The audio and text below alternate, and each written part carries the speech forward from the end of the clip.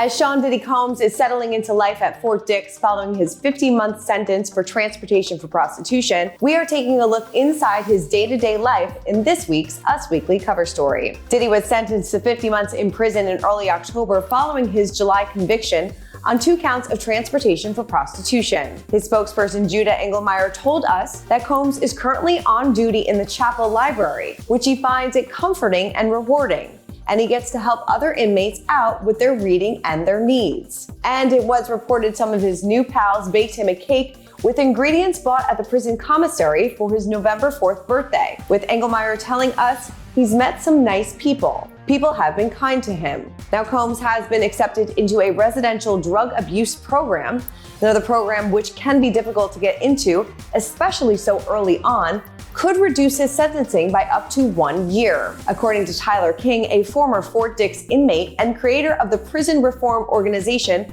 A Voice from Prison, he says days are structured, but not meaningful. There are classes, books, and limited programming, but not the rehabilitative environment the public imagines. King notes that tablets, which inmates pay for, have recently become available. And Real Housewives of New Jersey alum Joe Giudice, who spent 41 months at Fort Dix for fraud prior to his 2019 release, tells us that Combs' fate depends on how he carries himself. As long as he keeps a low profile and doesn't try to act like a big shot, he'll be fine. Giudice observed violence over minor things during his prison stint, saying, "I've seen people get stabbed over an onion. You ain't in there with the most stable people." Another former inmate who spent 17 months at Fort Dix between 2019 and 2020 says the living conditions leave much to be desired. He tells us there's 1 bathroom per floor with toilets and showers, and everything is broken. A lot of the food is expired. It's horrible. With his June 4th, 2028 release date, which includes the 13 months he spent at MDC and potential time off for good behavior, Combs still has a long way to go.